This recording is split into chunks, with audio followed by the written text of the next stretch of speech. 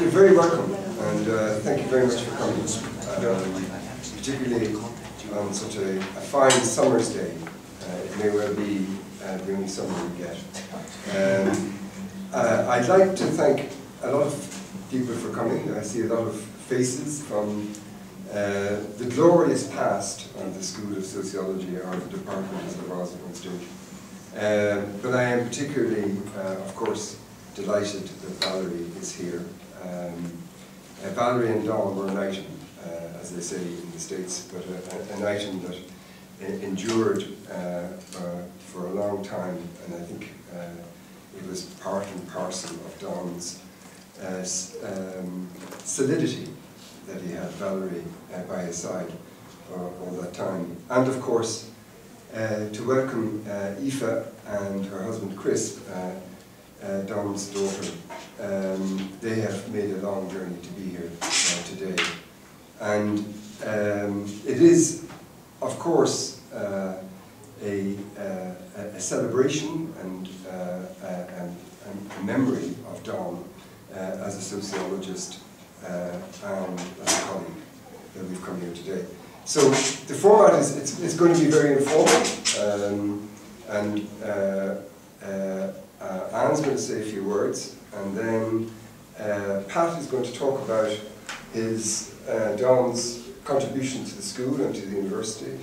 I'm going to say some things about his writings and his research, and then Aileen O'Carroll from NUIM, who was working with Don on the history of the Dublin Dockers, is going to give a more sustained talk after that. But it is informal, and that doesn't mean that you're allowed to heckle, and it doesn't mean that you're allowed to interrupt unnecessarily. So, Anne, what would you like to say? Well, actually, I thought they're not my words. Okay. They're somebody else's words. I just spoke to Valerie about this. This is a few words from George and Sharon Gamelch. And I met them about 2 years ago when I was visiting the University of San Francisco. And they immediately, when they heard I was from UCD, said, "Do you know Don Bennett?" And they asked me, and they explained that they had spent time here. They actually did a very seminal piece of work amongst the travellers. And you may have seen, it was a documentary made by RT about 2-3 years ago on kind of a follow-up of the work. And they came back and they visited the people that they had done the research with. And so they're a really fantastic, fascinating pair. And but it was around, they were absolutely fascinated around Don, and they of course knew he had died. And so I just asked if they'd like to contribute a few words, because I suppose it's important in the sense that Don was so well loved and admired, and this implies that it spread way beyond UCD. So this is what they have just said. So we first met Don in the 1970s and immediately felt an affinity. He was curious, asked lots of questions and listened well. He respected your opinion, yet he was not afraid to disagree with you. George remembers him once saying, after reading the draft of a paper he was working on, "Well, I don't think you're really saying anything new." Of course, you can't say that kind of thing now, but Don was well able to say that to one. So they later collaborated, that's George and Don, on an article, an overview of the literature on poverty in Ireland. And we both appreciate the fact that although Don was a sociologist, he valued the methods and perspective of anthropology. George is an anthropologist. So Don seemed deeply rooted. He was a serious academic who took time to enjoy life, going off to France, for example, to help in the wine harvest, the grape harvest. He seemed less concerned about career success than leading a moral life, doing his part to promote social justice. Today we live in the culture of the big me, as American columnist David Brooks recently said. It's all about promoting oneself, so apparent in the social media. That wasn't Don Bennett. Don was accomplished and confident, yet humble, and could be profoundly honest about his own weaknesses. It was an honour to know him. Absolutely, yes. That's wonderful. Yeah. Well, and again, a lovely tribute. Pat. Yeah, I was honoured to be asked by Valerie to speak about Don the academic at his funeral celebration, and with apologies, I'm going to cover much the same ground more or less this evening, because it was a very small, intimate group that day, and with many of his colleagues. when there. And certainly I've been a colleague of Don's for 27 years now. We first met in '73 when I joined what was then the combined Department of Social Science at UCD. Don he was a seasoned campaigner there since 1970, so he was 3 years longer. And I became the last man standing in the department before I went. But he joined the staff at UCD having completed his PhD at Loyola University in Chicago, and he taught for a short time at Eastern Kentucky University then. When I met Don, when I joined the department here, I quickly realized that Don was in many respects the intellectual anchor of the department. He was a man of immense scholarship, a true intellectual, widely read not just in sociology, but in a range of cognate disciplines, whether it was history, anthropology, psychology, philosophy, or cultural studies. Don was widely read in all those areas. And he was passionately, I suppose, he believed passionately in open and honest intellectual debate. And a whole generation of students at UCD have benefited from the breadth of his scholarship. They gained, I think, from Don, perhaps more than anybody else in the department, an appreciation of the essence of intellectual pursuits, and certainly a better understanding of the world in which we live. For many years he was director of the postgraduate studies in sociology and was responsible for teaching advanced sociological theory. He had a special close relationship with postgraduate students. He was, I said, widely read, but he was, if you like, preeminently a sociologist, and he believed deeply in the insights of sociology. But he was no prisoner of any particular theory or method. I think Tom may say a little bit about, you reckon Simon was his biggest influence, and I wouldn't disagree with that, right? But he certainly was no narrow specialist, and his publications span a broad range, including sociological theory, Dublin working class culture, criminology, poverty and ethnicity. And looking back at his kind of intellectual work, when I was asked to do this kind of a look, and I could see a trend, if you like, that in the 70s he wrote a series of important theoretical papers. In the 80s, his main work was on ethnographies, with an especially memorable paper on the work of the Dublin City Key hawkers, right? And then much of his later work was on crime and social control. And then the last piece, of course, that Aileen is going to talk about was his work on the Dublin Dockers. His wide intellectual interest led him to have fruitful collaboration with international colleagues, and he contributed to a large number of international conferences and was responsible for bringing two major conferences to UCD. One was in 1994, the annual conference of the International Society for the Comparative Study of Civilizations. And then in 1997, he hosted a major world conference on violence and coexistence. His immense scholarship and intellectual rigor were complemented by a gentle personality, and in this way we echo what the Gamelch couple had to say about him. He maintained uniformly cordial relations with students with whom he was very popular. His unassuming manner also made him a great colleague. He wore his scholarship lightly. He had, as again was remarked, no concern for self-advancement and no desire to climb the academic ladder. He was a free spirit, driven principally by intellectual curiosity, with no thoughts for self-promotion. And I did remark that in today's world of narrow specialization, this is not a recipe for preferment. However, Don was happiest doing his own research in his own time, mostly about the poor and the marginalized. He was deeply committed to finding the truth about life and to convince students that sociology was a good route to finding the truth. In addition to his lack of concern for climbing the academic ladder, he had no ambition to take on administrative roles, which he found an unwelcome distraction from intellectual pursuits. The minutiae of administrative tasks were alien to him. I still remember exam board meetings.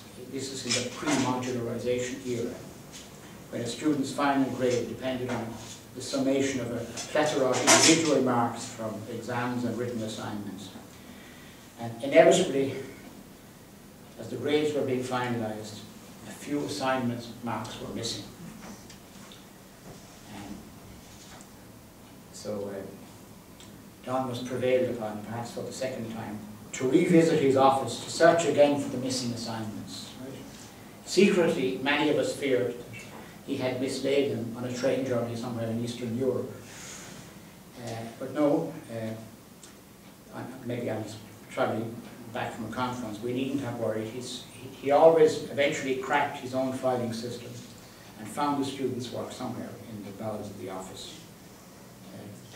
Outside his academic pursuits, he's, as I said, gentle personality was complemented by an exuberance for life and a love of his adopted country. He and I had many, many happy conversations about hurling that he loved.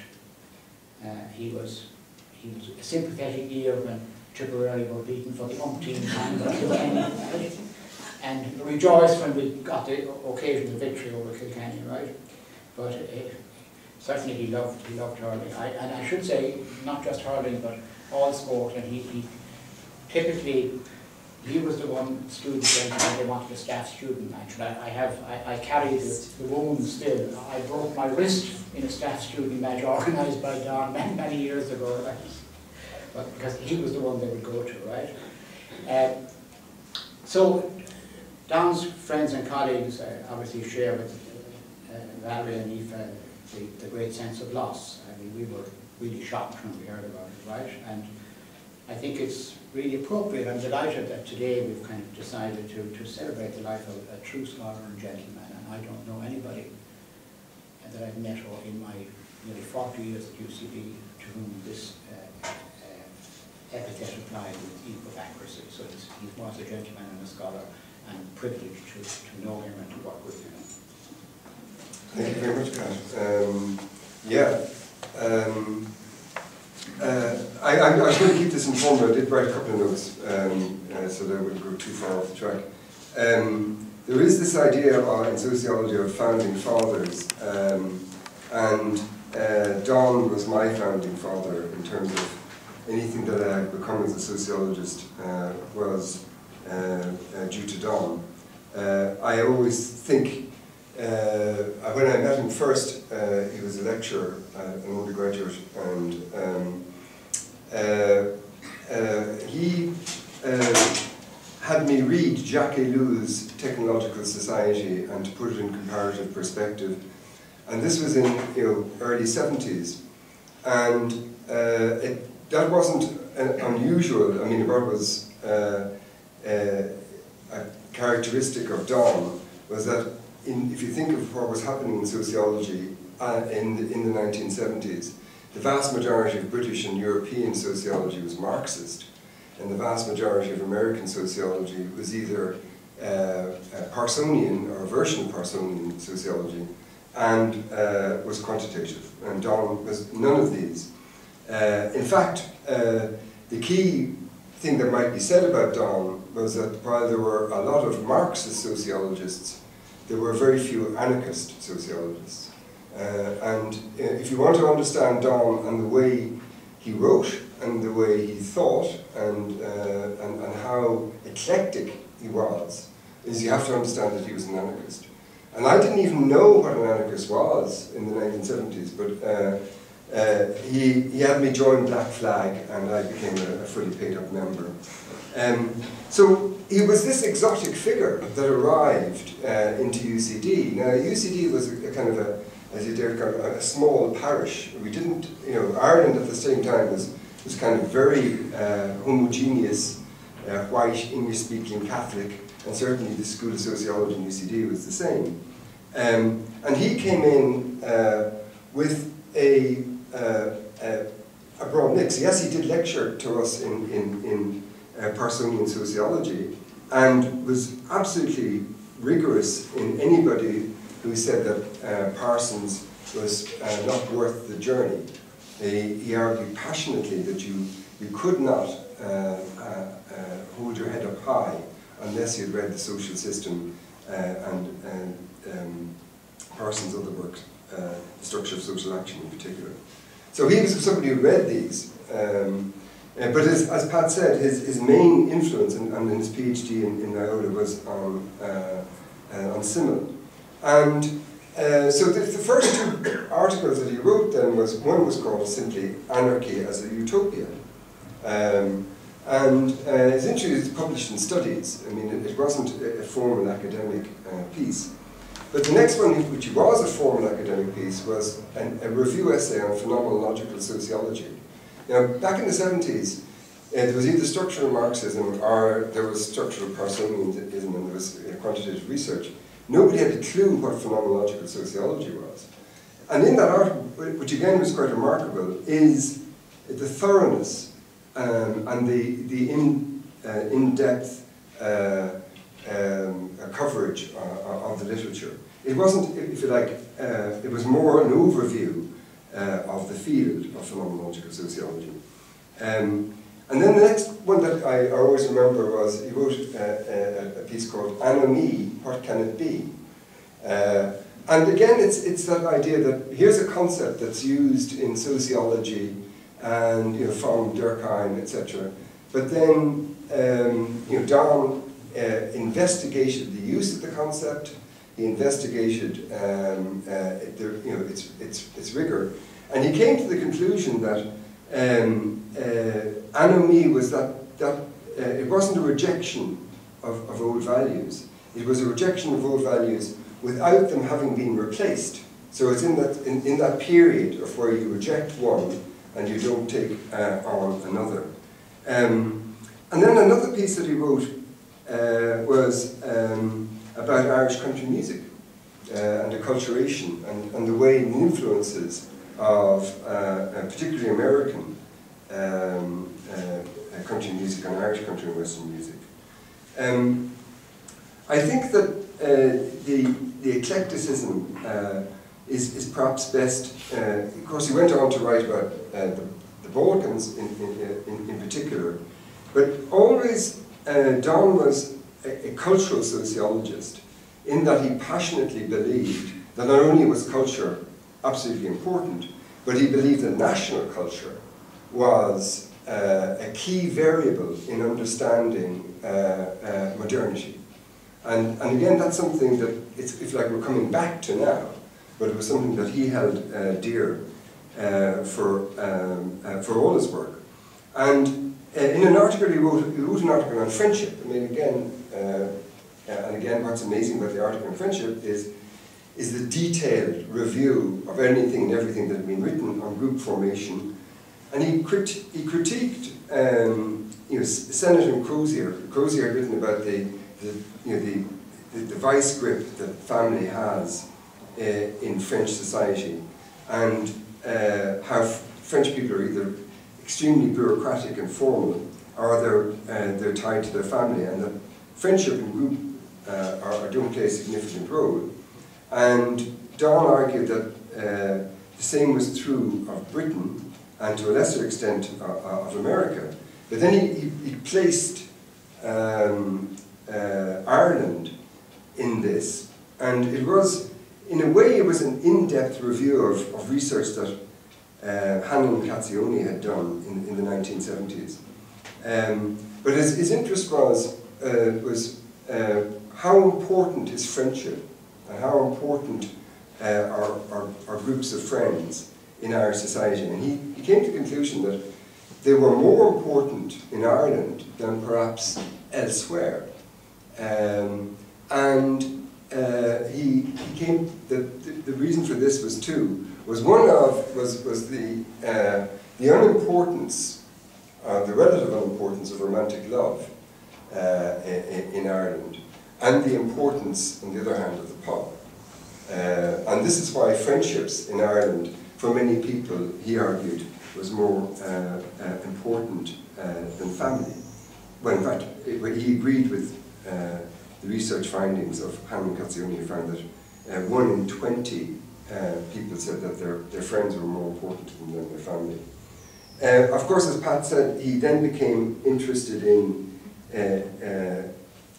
Eastern Europe and of the national conflicts there.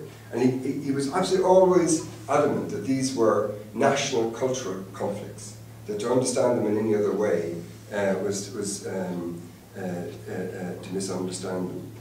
And the other one I always have is that for years Don was doing this research on Moore Street and City Hawkers. And it was almost, there's this idea of action-oriented sociology. And in a way, Don's anarchic approach to sociology was that the sociology should be liberating for the people whom we're writing about. That it's not simply an academic exercise in and of itself. It should increase or enhance, empower and emancipate those people who are being studied. That the idea of the object-detached sociologist was anathema to him. And I think that that's the reason he became involved in the Docker's research. And so, for that, I will now hand over to Aileen. Yeah, I do everything. Well, I don't do everything, but I turn it on. Yeah. I think this is just news.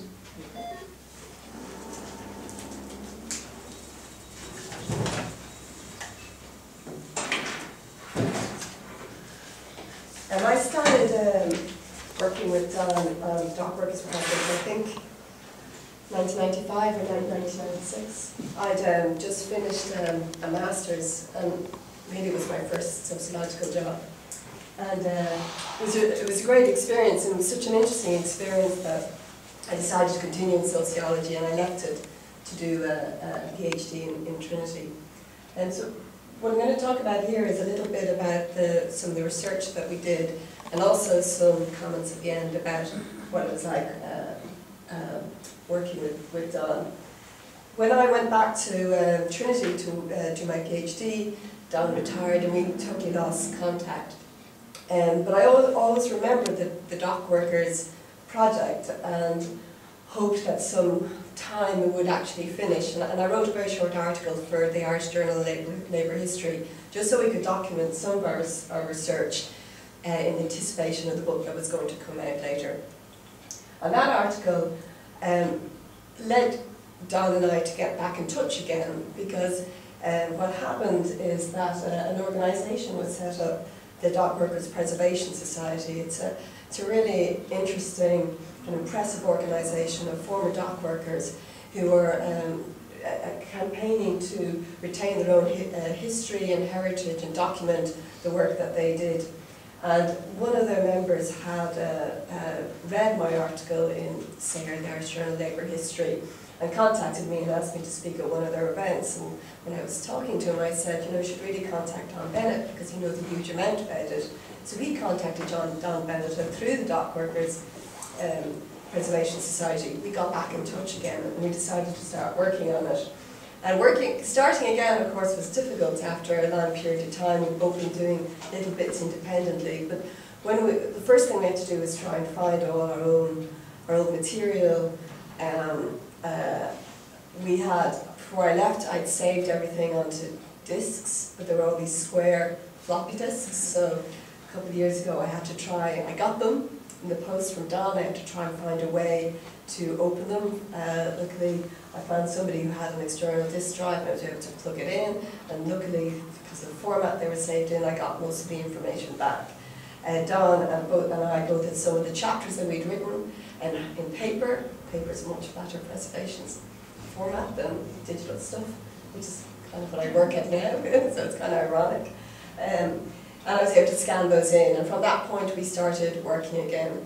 So in the talk I'm going to give today, an awful lot of the pictures come from the Dock Workers Preservation Society, in particular the sterling work done by Alan Martin, who is here in the audience. I'd like to thank him for giving permission to use them today.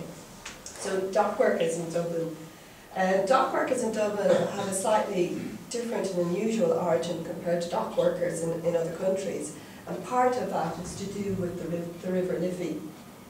Because of the structure of the River Liffey, it was frequently silted up, which made it impossible for boats to go up to as far as the docks to unload. And it also became very, ships also, when they did get to the berths, there wasn't very much space for them, so there would often be 3 or 4 or 5 ships in a row, which meant that it was very difficult for ships to actually get to the docks to unload their cargo. They would have to wait out at sea, which is dangerous. So in that gap, there emerged the profession of the hobbler. And the hobblers were people, usually dockers or fishermen in heritage, who would go out in the boats and negotiate out in the sea for the contract to unload the boat. Sometimes that unloading would happen in the sea, and of course that's also very, very dangerous. So in other countries, the word docker and stevedore is used interchangeably. The stevedore comes from the Spanish word, I'm not going to pronounce it, I don't have Spanish, which means literally to unload.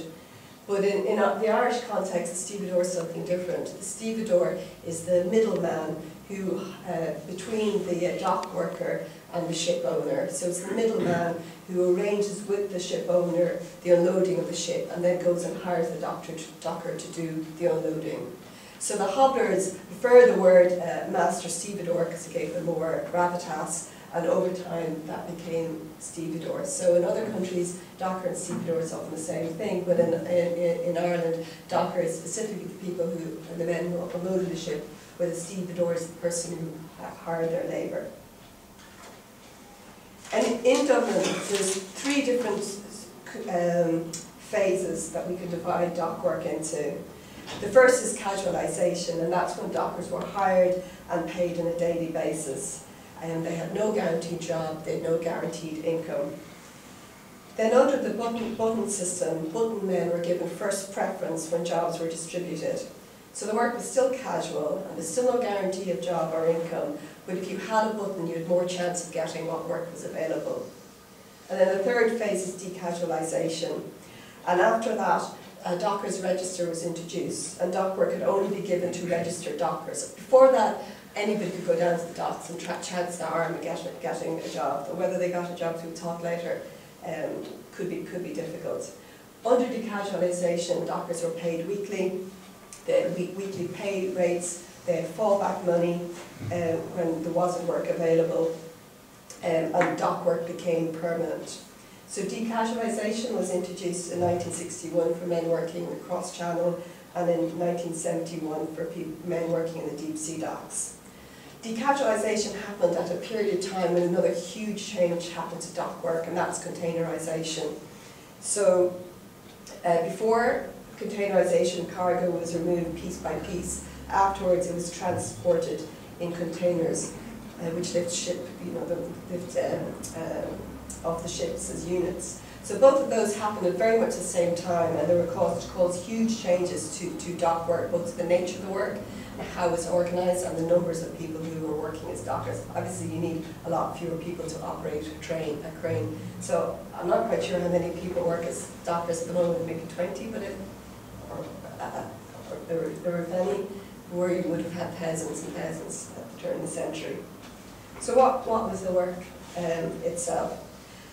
Most of the work in Dublin concerned with unloading goods, and the type of goods that passed through were very varied. So you had the coal ships.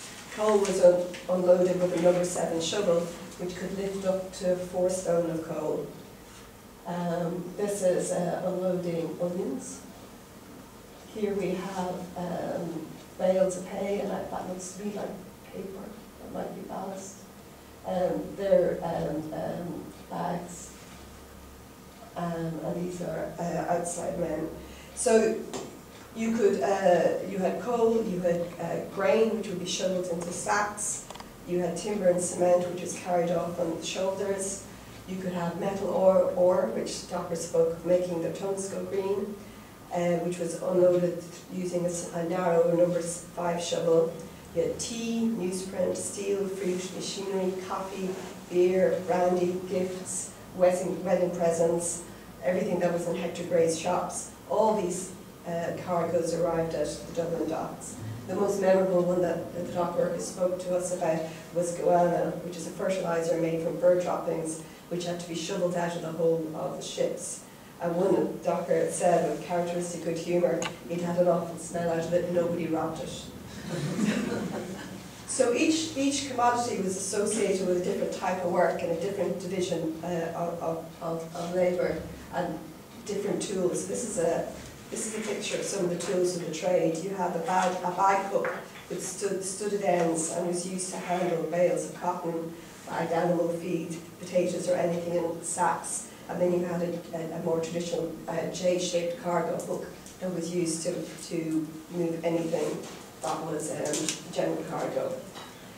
So not only was the working day very varied and the type of work that they did very varied, but the dockers were also free to organise the way they worked themselves. When I left Don to do my PhD, I ended up becoming very interested in working time and doing work around software workers. And there are parallels between the two types of works. And when I was doing my PhD, one of the books, the articles I kept coming back to again and again and again was Time, Discipline and Industrial Capitalism by E.P. Thompson. And that's an article in which he talks about the gradual internalisation of clock-based time. And he argues in this chapter that that happened very unevenly over a long period and over generations. And dockers appear in that book, in that chapter, because he talks about how irregular rhythms of dock work perpetuated in the ports among dock workers. They were one of the last type of workers who still had that very irregular working day. So within the working day, the basic organisational unit was the gang. So this is a timber gang. This is the house gang on the cement boat. The house gang would have been the gang who was picked first. And this is the first gang also picked first.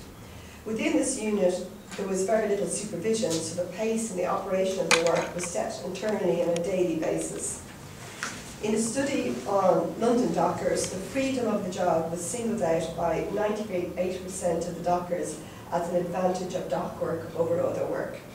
This was freedom to organise the work, freedom from a continuous 5-day week, freedom from working from any one employer in particular. One docker interviewed described his negative experience of working in Birmingham, saying, "I couldn't settle for it, you know, in the factories. I nearly went crazy when I did," and he came back to work in the docks. So docking has been described as a job with high intrinsic rewards. Dockers in Southampton talked about the friendly atmosphere and the variety of work as an important contribution to job satisfaction, and the dock workers we spoke to echoed those. They talked a lot about the freedom and the crack of dock work.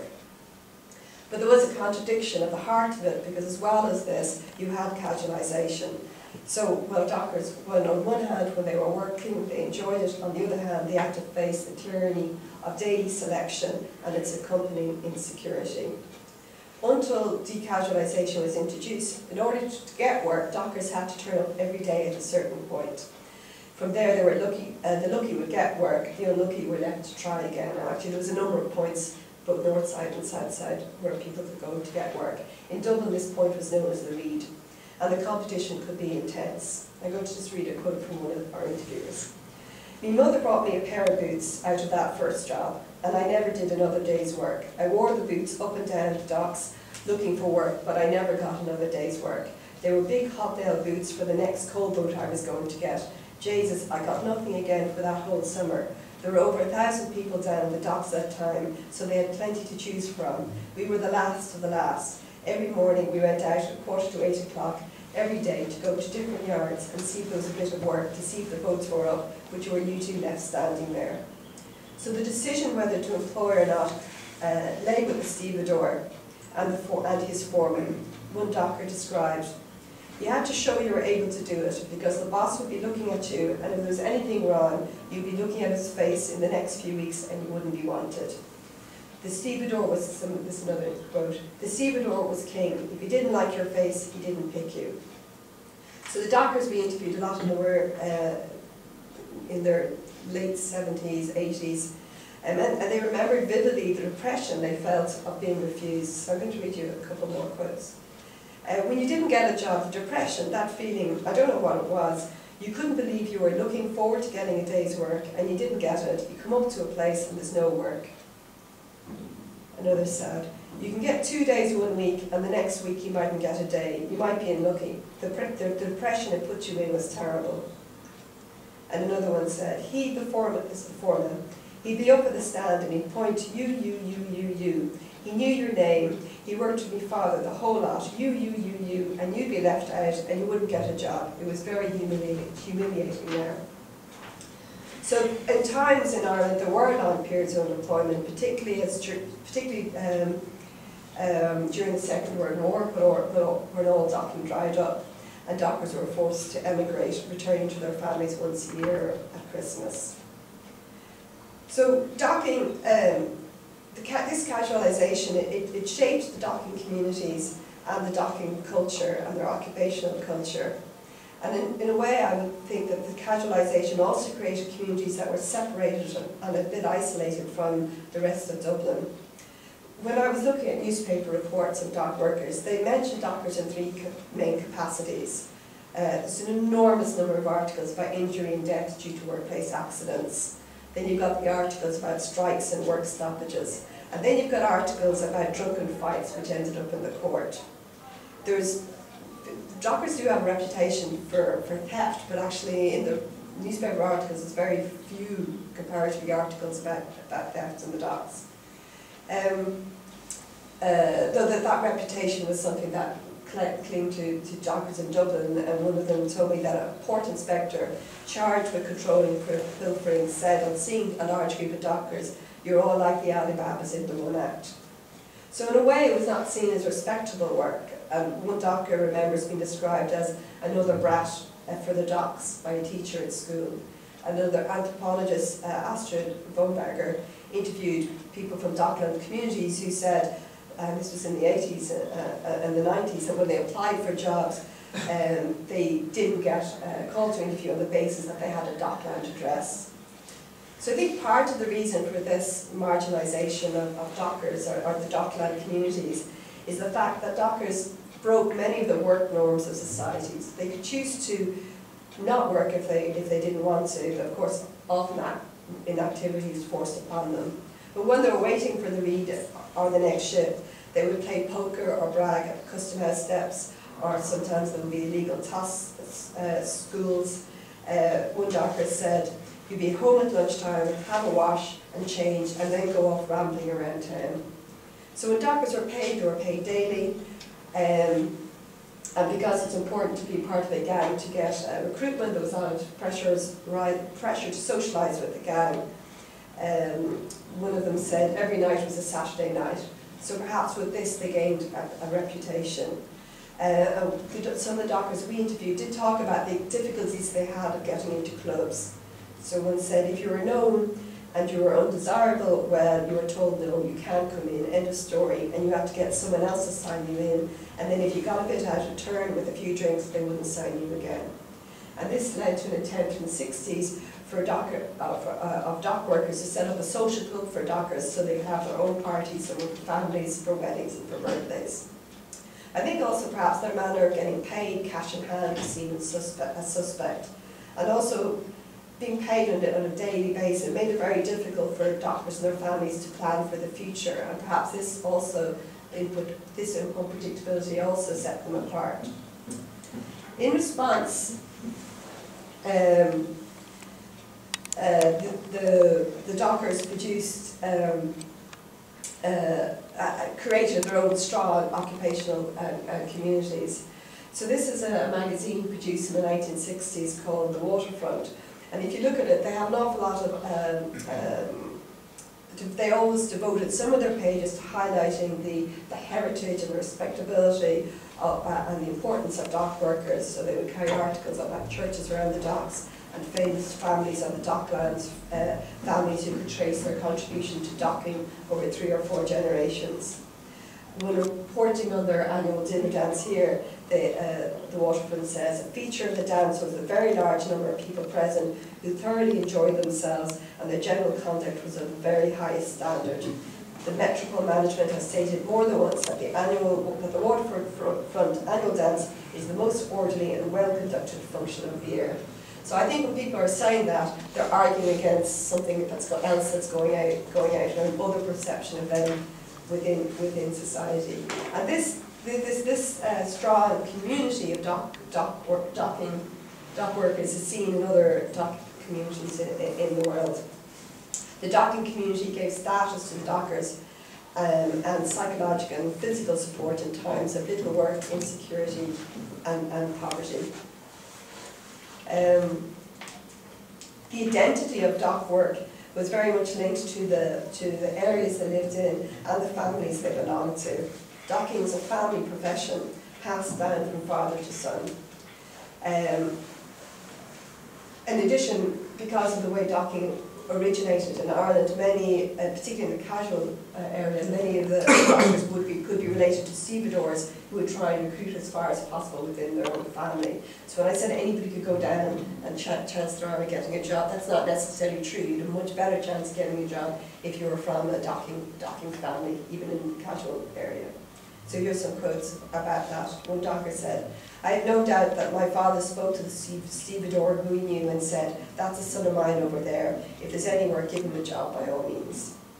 Or another said, "What used to happen in later years, fathers were seen in the reed, standing behind their sons and pointing to him, and the stevedore would say, 'Right, that must be Willie Murphy's son.' He'd call Willie Murphy, and then he would call Willie Murphy the younger. Willie Murphy the younger would walk out and get employed, but Willie Murphy Senior had already been employed and gone off about his business. And that's how they would get to know them. So that's how they would get to know who the sons were." And this importance of this family connection with docking was made formal with the introduction of the button system. So the button system was introduced after the war when cross-channel shipping fell and the docks became idle. So after the war there was an increase in trade, an increase in work on the docks, the return of the dockers who had emigrated to England during the war, and also an influx of new workers who were looking for jobs. Those who had stayed during the lean war years resented that their commitment to docking, that they'd actually put in the time, was not being recognised by the stevedores. So at the Reed they would have to compete with jobs with people with no legacy of dock work. In addition, they resented that they would have to, there are stories of dockers having to bribe foremen in order to get work. One docker commented, "Men used to buy their work at one time." So they told about being paid in pubs by foremen who would expect a drink in return, or having to leave the price of a pint and a box of matches with the barman for collection later. So the button system was introduced to try and get rid of that sort of corruption.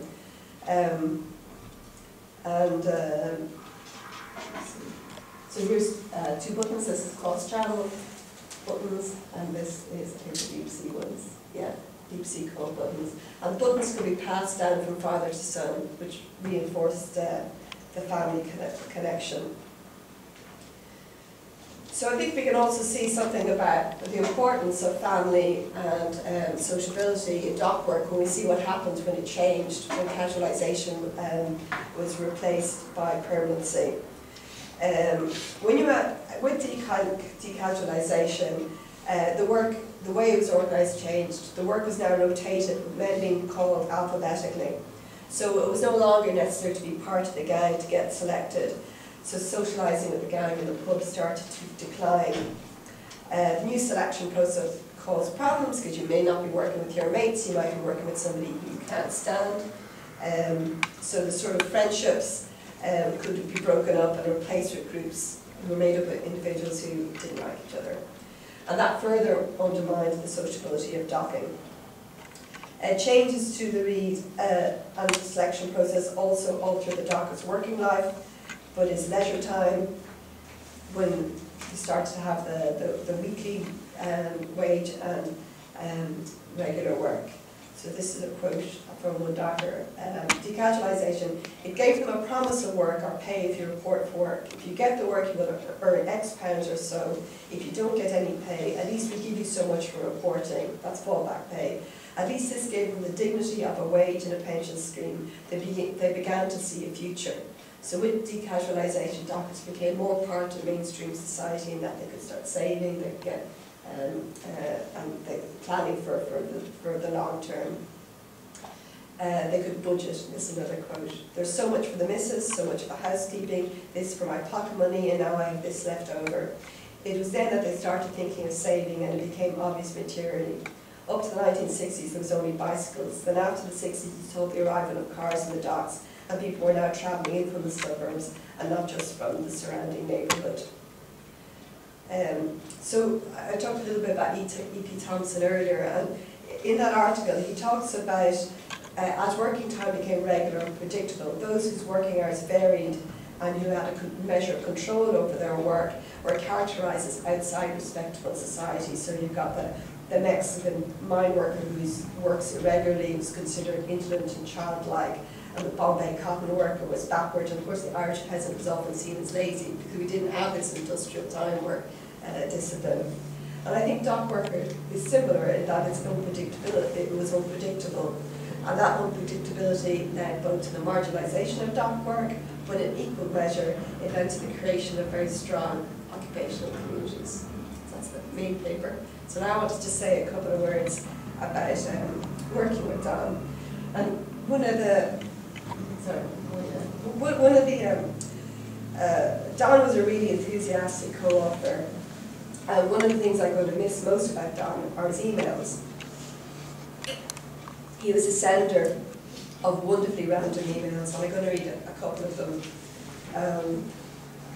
This is the last email he sent to me in August, and we were trying to organise a meeting up, but I was going to the American Sociological Association annual conference in San Francisco. So Don emailed me and said, I'm flying through dozens, really a lot, of comparative studies of dockers worldwide for gens to add in comparatively. For example, just found the ratio of the cause of accidents among London dockers, how many have been hit by falling objects, books, etc. Oddly, I also just reading about San Francisco dockers. Enjoy Frisco. I don't know the place, though my only two uncles on my mother's side drowned just under the Golden Gate Bridge. I just think that's a great last line. Like there's a story in that last line, and Don was drawn to stories. This is another very short email that he's within our work. My role was really the one, which is ironic since my research is a working time. I had the industrial time discipline. I was the one that was saying we need to finish. This is our deadline. And Don was the one who was saying, I just found this really interesting comparative study of the accidents in New York. So this is a really short email he sent. The title, Clover. Found an 800-page volume of studies of dock workers. We are in Clover. That was it. And of course, when I saw emails like that, I thought, that's great, but no. And it's been a bit difficult to get back to working with them because before we got back together, I was working on another book on working time. I was working on my own, and working on your own, it's solitary, you know, and you're having a conversation with you in your book. And when I finished that and parked it, it was great to be able to work with Don because it was just fun. It was just fun to have somebody to bounce ideas and to share our discoveries. And it's been quite difficult to go back to working with it on my own. So but I've kind of been indulging myself and saying, look, just chase the fun, go with your bliss, do what Don with. And in doing that, I found this great article. Claude by a line. Charles Cochran, 35, docker of 7th Spencer Avenue, Dublin, received minor injuries when he was clawed by a line on Saturday. The line has been imported for a circus and was prepared for delivery at the North Wall, Dublin. It clawed at Mr. Blackman's shoulder, but another man hit the line with an iron bar and forced the element to release the hole. And it's really sad because I would love to have sent Don an email saying, really, clawed by a line. I would have liked it. So I was kind of been thinking, like, both of us were really enthusiastic about this work, and I was wondering what drew us both, Don in particular, to dock work. And I think in part for Don, it's his personal experience. So I'm going to read another email. He says, I myself worked casual day labour in the States, where we stood or sat in areas for the purpose, early mornings, and employers wanting a day's work, usually more than a day, but could be a day, came in and selected by pointing at those of us they wanted, general labour, which is the Irish-based category for this.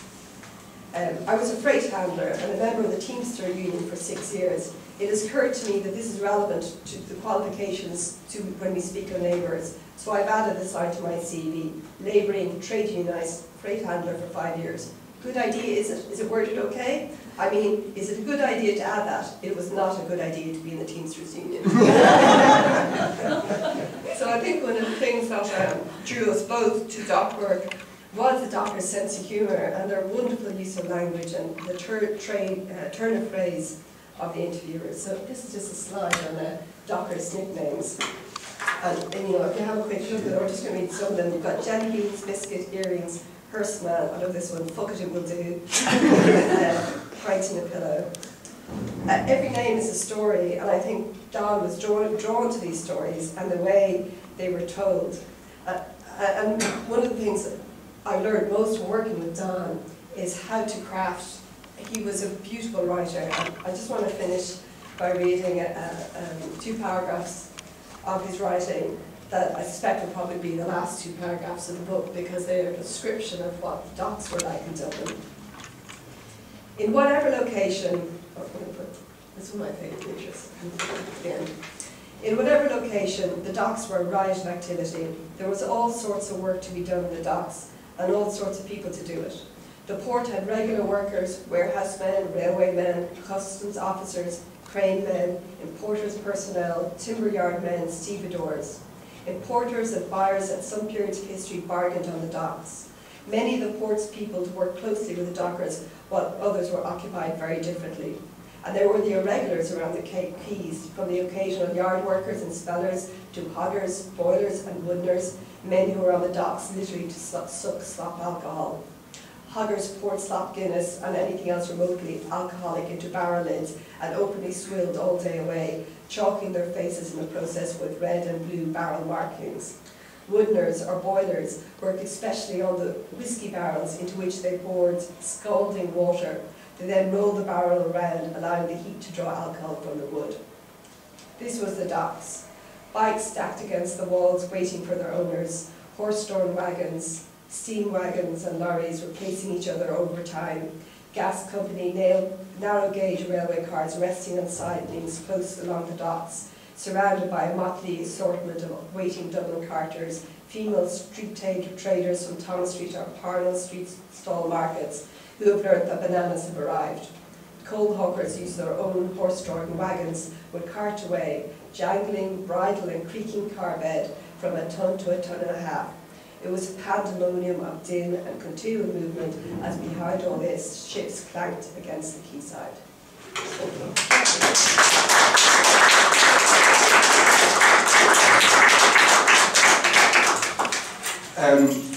Thank you very much, Aileen. And I think that the last 2 paragraphs were an indication of how Don could write. But at the same time, of course, I suggest that he might have been an action-orientated or an anarchist sociologist. But the reality was that he was very, very committed to sociology as a discipline and as a science, you know, to follow up on what Pat said.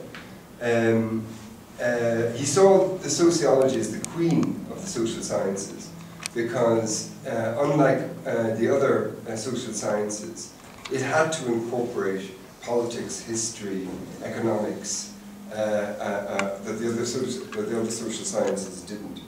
And I just want is that when Pat said that he was the intellectual heavyweight in the school, that was absolutely the case. And he was the first in the school that I remember to start reading Foucault. And he would always go over to the European conferences and world conferences, and he'd come back with news, you know, back to the local parish in Ireland with news as what was happening in the outside world. And one time he came back and he said, "The big news I bring you is Castoriadis." And I went, "Oh Jesus, what is it?" it's kind of latter-day French structuralism with a bit of imagination. And I said, oh, well, should I read it? And he said, no. But at the same time, Don, around the same time, he was doing a master's class, and the master's class had to do sociological theory. And Don had no problems at all telling them to read 2 volumes of the theory of communicative action by Habermas. So there were these students walking around with 2 volumes of Habermas, and they cut a good image in the College of Human Sciences. I would like to now finish by opening it up and thoughts or comments, just to share them. They don't have to be funny, they can just be whatever came into your mind. But I just would like, I don't want you to be talked at, and I'd like to be able to have some ideas of your remembrances. Well, in the course of what was being said, I remember that he also taught at UCC when I was a student, and he used to come down from Dublin, and a bit like the description of him coming into the particular type of department. I mean, it was the same in UCC. He was very exotic. He was very exotic. But I can't remember what he was teaching, but I do remember that he was very much taken with the philosophy society that we had there. And I associated strangely with Merleau-Ponty. No, I can't remember anything about Merleau-Ponty either, but he was very interested in the philosophy of Merleau-Ponty at the time. I think it just goes to show really how amazingly eclectic he was back then. Yeah. Always was, really. I'd just like to tell a story about James Joyce, because Don was a big James Joyce Ulysses fan, and every year he would have a top hat, and he said, Joyce always said that Ulysses was for the people of Dublin, and Don has a tape, and he's interviewing a street trader, and he says to the street trader, did you ever hear of James Joyce? And she said no. And he said, did you ever hear of a book called Ulysses? And she said no. And then he said, do you mind if I read some passages from the book? So he starts reading, and she goes, oh yeah, that was Mary so-and-so on such a corner, but she wasn't selling the same thing. Down to the next paragraph, oh yeah, his father was the gold man of, and proved that actually James Joyce was understood by Dubliners. Yeah, we have to undertake somewhere. So, I suppose being the eldest here, or the oldest, whichever way you want to put it, I knew Don from the time he arrived in 1971. And Jim Cavan, the professor, asked me, would I take him out to dinner? The department would pay for the dinner. So we went out to the Goat, up there in Goatstown. And I have to tell you, we did have a very fine dinner, very fine dinner indeed. But in talking to Don, I didn't know at the time where he studied. He didn't know where I'd studied, but in America that is. But it turned out we both studied in Illinois. I was at the University of Illinois, and he was in Chicago. And we talked about, the difference, the urban area of Chicago was a very urban place, and the rural area of Illinois. That's the University of Illinois, Champaign-Urbana. How it can be rural in a university of 37,500 was beyond me. But anyway, that's where it was. It was simply about the same size as Cork. And we chatted away, and we became very friendly, and he and I got on very well for many years. Till, actually, I left, and I'm sad I didn't know he had passed on. Though I met him on a number of occasions in Churchtown, because we both lived in Churchtown. We ran into him every so often in the supermarket there in Churchtown. We had a chat about things and all the rest.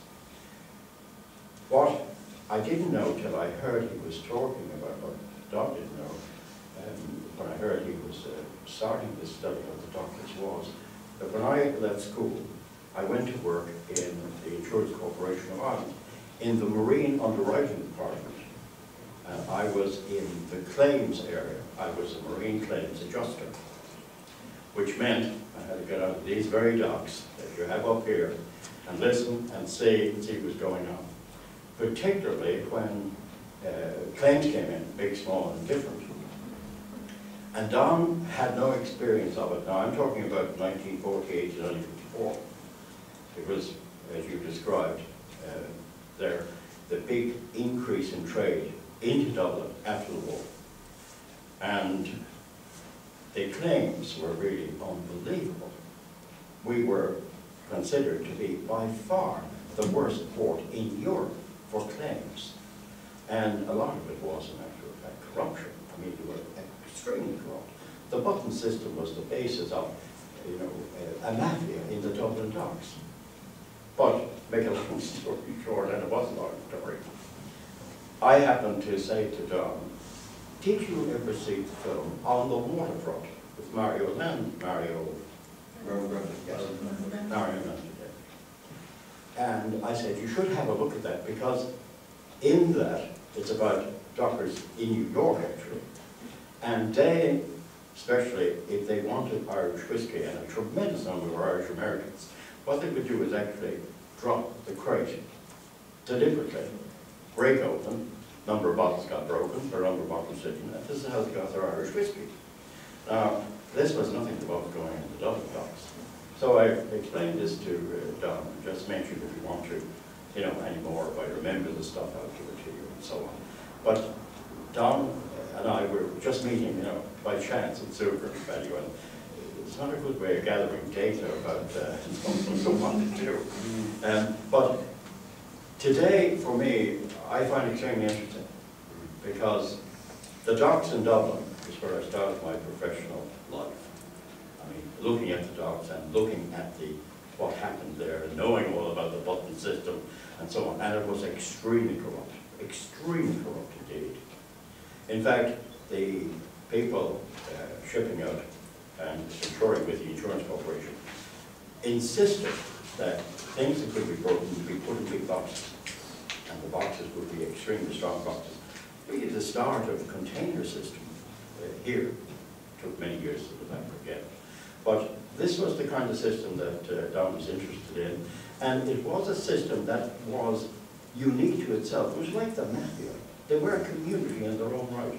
And as you mentioned, it went on for a number of generations, and that is true. So today, I'm here back again, sadly without Don, which is the end of my particular professional life up to the moment. So with Don and my experience when I started, I now listen to Don's outstanding work, and I very much enjoyed the paper you gave, which actually concludes Thank you, my sir. professional work. Anybody else? Thank you, Don, very much for that. Yeah. Sorry. Bill? I'd just like to, first of all, congratulate you on the paper. I think it's a very fine piece of work, and I would encourage you to complete it and publish it. I think it would be a very, very important contribution to our knowledge, both of work in Dublin and of Irish society.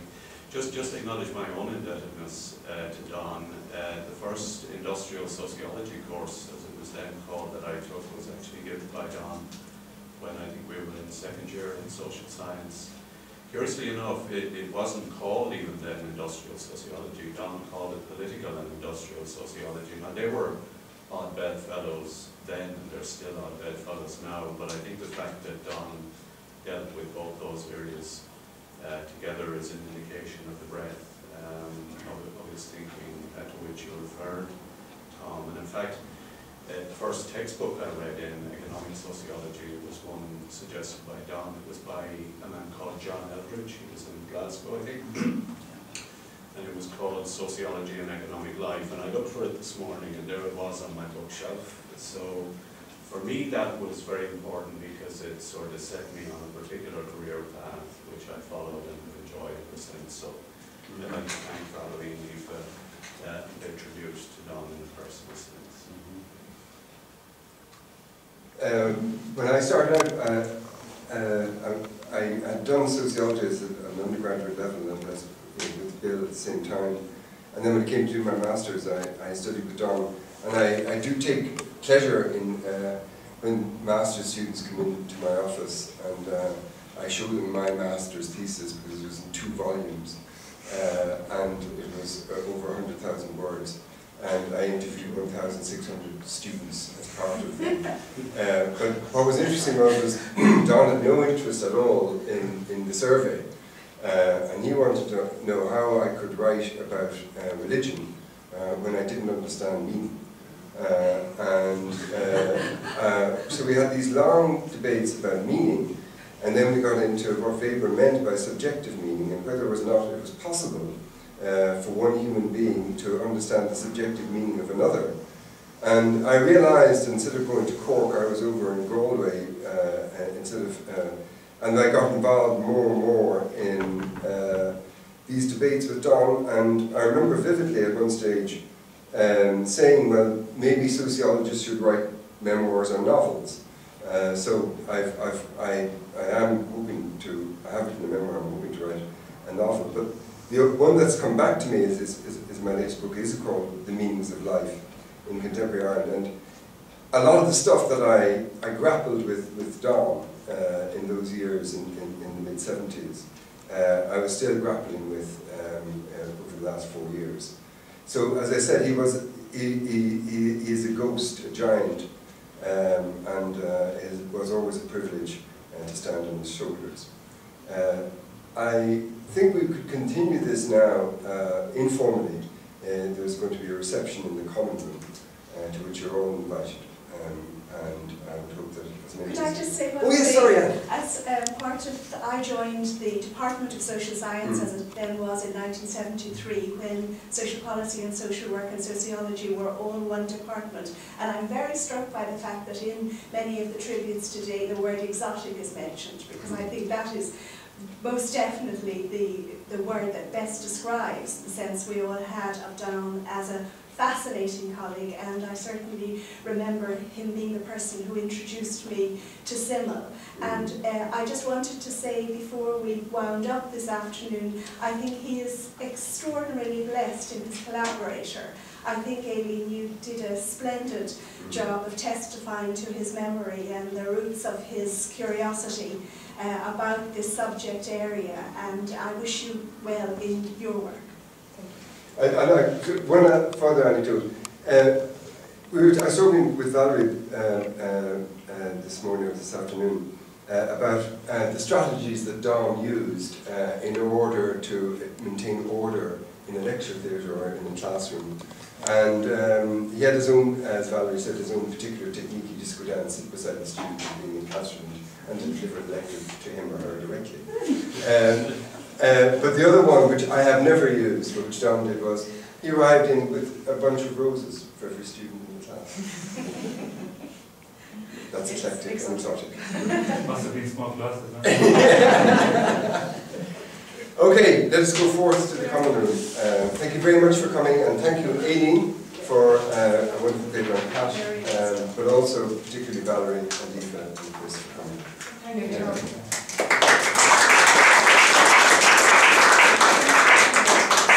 For those who don't know what the common room is,